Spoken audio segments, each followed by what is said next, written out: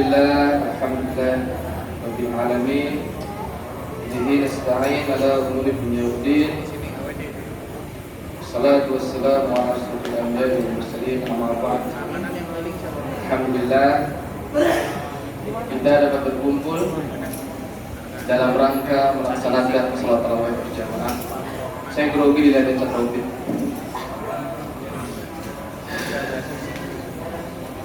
Nyubi Ustaz, nyubi. Ya, saya kalau ingat 8 tahun lalu saya itu ceramah kayak gini di Limbar. Karena biasanya yang tahunan saya jadinya imam, kandungan lagi. Tapi kali ini dibalik. Jadi aneh dapat panggung lagi buat bicara. Makanya kalau aneh wow, siapa sih ini kompornya ini kelas 4 nih pasti ini. Makanya kalau saya udah bawa buku hitam ini, jadi saya ngomongnya serius. Kalau saya nggak bawa buku, saya ngomongnya bercanda. Walaupun 3 jam tuh gak ada isinya pasti.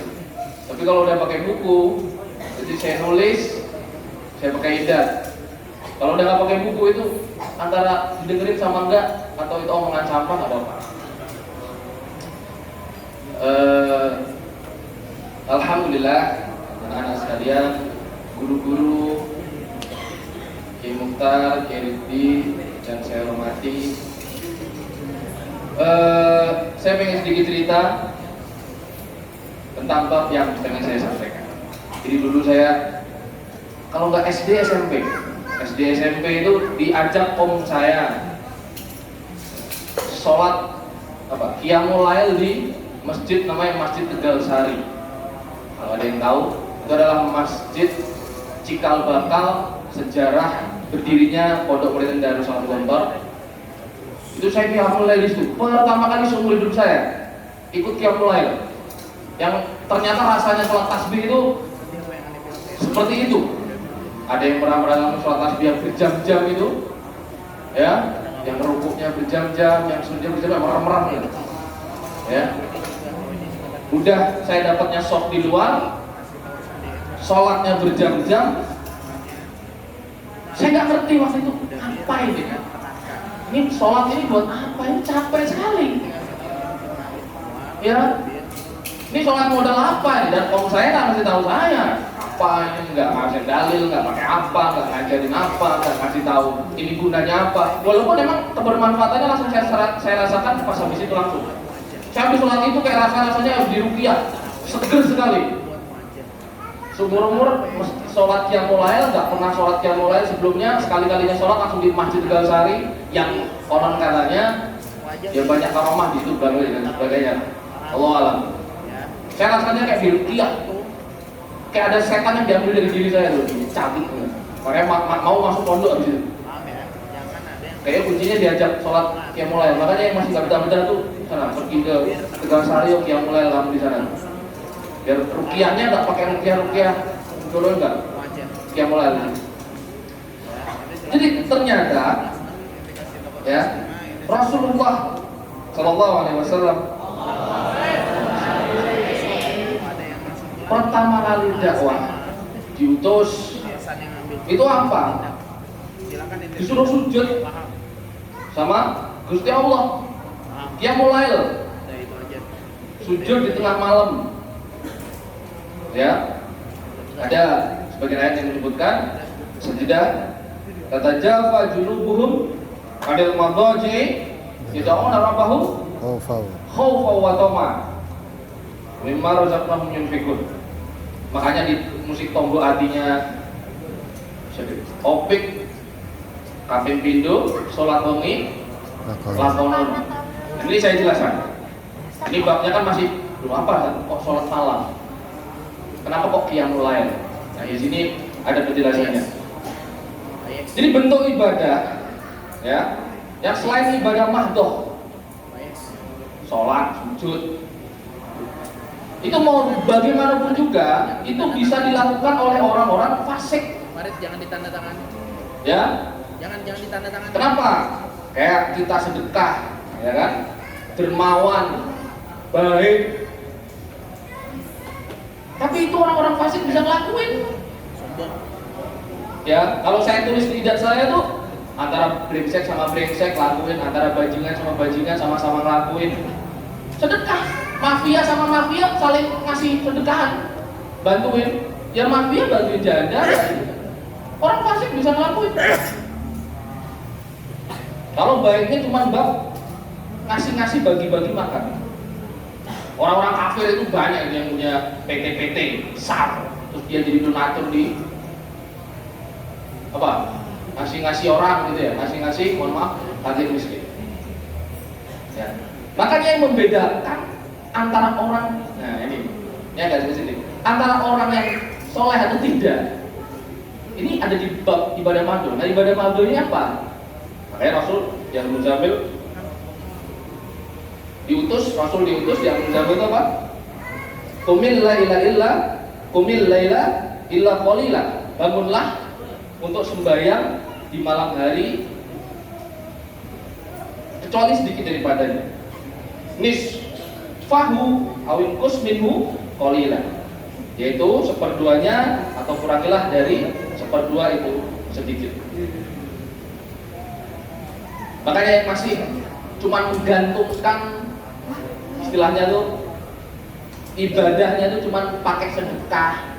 Ini jangan dipanjangin, nanti kan minta kan masuk surga bisa dari mana aja, gitu ya. Gak harus pakai apa qiyamul lail, enggak. Ya, ini lagi dibahas spesifik karena Allah yang ngasih sendiri, ya, ngasih dari sendiri mengenai itu. Makanya kalau yang sedekah, zakat memang baik, sedekah baik. Bahkan sampai mati kita harus melakukan itu. Ya kita harus lakuin itu sampai mati, sedekah, ya sedekah ilmu, ya sedekah harta, gitu ya. Itu kita harus lakuin sampai mati dan itu baik. Tapi bagaimanapun, ya mau ngomong apapun juga, ya, yang sedekah yang apa tadi itu orang-orang zalim lakuin. Yang tadi saya bilang, ya orang-orang yang fasik, orang-orang yang zalim itu lakuin sedekah. Orang berbuat jahat, gangster itu lihat drama Cina itu juga nggak sedekah dia, ya kan, ke orang-orang makin miskin ya kan, dapat emas 1 karung gitu kan. Yang malakin saya di humas itu kan juga sedekah sama temennya. Kalau saya lagi kepala sama preman gitu kan, itu sedekah, ya. Kurang loyal apa mereka sama teman-temannya? Kurang loyal apa mereka bantu-bantu temannya? Makanya menurut Gusti Allah, menurut Allah Subhanahu wa taala, ya, khasnya Allah ya, kalau istilah adalah ya, mau bangun, mau sujud ke Allah termasuk pada saat malam hari. Karena itu adalah perilaku yang orang fasik gak lakuin. Itulah kenapa jadi lebih VIP jalurnya. Orang masih nggak ngelakuin itu, ya kan? Loh kita yang merasa soleh di pondok aja belum tentu ngelakuin, pusing buaya ya kan? Kalau ada masalah doang tuh ngelakuin tuh. Ya, ini bab lain lagi nanti harus dibahas. Kalau ada cicilan doang tuh baru justru minta. Nah, ini bab lain lagi nanti harus dibahas. Waladina yang itu nali rabbihim sujadau wa qiyam. Bahkan Allah di sini ngasih spesifik ciri-ciri orang-orang baik adalah orang yang melalui harinya dengan sujud dan berdiri untuk Tuhan mereka. Ya karena apa? Ya tadi, ya ibadah selain qiyamul lail itu kedermawanan, zakat, sedekah, bersosial dengan orang lain, itu lagi-lagi saya balik orang zalim bisa ngelakuin itu. Ya. Nah, malam-malam coba bayangin kan malam-malam. Gak ada yang tahu, gak ada yang lihat, gak ada yang absen. Ya, tak tampak dalam absen. Gak ada yang gebrakin keamanan, bangun, nangis, minta. Apa? Nggak ada, itu kalau nggak karena khaufa wa tama'ah, nggak ada. Ya, nggak ada aksen, nggak ada yang gebrak-gebrakin. Ya, nggak ada yang bangun-bangunin, bangun sendiri. Ya, karena tadi khaufah wa tama'a, ya. Karena toma terhadap rahmat Allah, karena takut pada Allah. Ini babnya beda lagi nih kalau diurut nih. Ini kalau tadi yang susah dulu baru minta. Ya Allah kalau bisa ngomong, ya dulu susah dulu baru ngomong, apa urusannya susah sama urusan saya gitu. Kalau Allah bisa ngomong tuh. Giliran demen sama cewek minta gitu. Baru sholat dulu minta. Apa urusannya urusan? Ya itu beda lagi nanti, itu kelasnya kurang wali kalau kata Gus-gus itu kurang wali kalau mintanya itu ada babnya gitu mintanya, pengen bisa ujian, pengen bisa ini, pengen begitu, itu kurang wali yang itu. Ya. Tapi kalau antum itu saya mau qiyamul lail karena saya pengen bercengkrama dengan Allah, itu seninya beda lagi. Karena saya khawfu wa tama'a, saya toma dengan rahmatnya Allah. Karena Maha Pemberi, udahlah saya pengen ini aja, bercakap aja sama Allah. Selesai. Itu levelnya beda lagi, ya nggak apa-apa. Harus mulai dulu dari level yang bermasalah dulu ya kan. Harus punya masalah baru ke situ gitu kan. Harus punya masalah, punya utang dulu, punya problem dulu, mau diincar keamanan itu baru tahajud. Ya nggak apa-apa. Tapi lama-lama coba itu jadikan kebutuhan kebetok. Jadikan kebutuhan untuk antum. Strum. Ya. Iya. Gak ada yang nyanjung antum. Nah itu makanya kelasnya beda. Orang-orang yang bisa qiyamul lail di kesunyian, nggak kelihatan orang, nggak ada yang nyanjung, nggak ada yang uji, nggak ada yang perhatiin, nggak ada yang iniin, itu kelasnya beda. Makanya klasifikasinya menurut Allah di bab khusus. Sampai di farid baina kalau cuma sedekah itu orang kafir juga bisa sedekah. Kalau orang kafir nggak bakal bisa lakuin namanya qiyamul lail. Sampai spesifik itu dibagi. Jadi sampai sedekah kan bahaya gitu. Tapi sama Allah dibagi sama bab qiyamul lail, antum bayangin itu. Ya kan saking spesialnya. Kalau antum ngelakuin itu walaupun 2 rakaat. Apalagi lebih. Gitu kan. Makanya sampai Allah nekankan dibagi itu. Jadi datangnya tuh bukan karena absen, bukan karena keamanan. Ya. Karena takut sama Allah dan tampaknya dengan rahmat Allah Subhanahu wa ta'ala.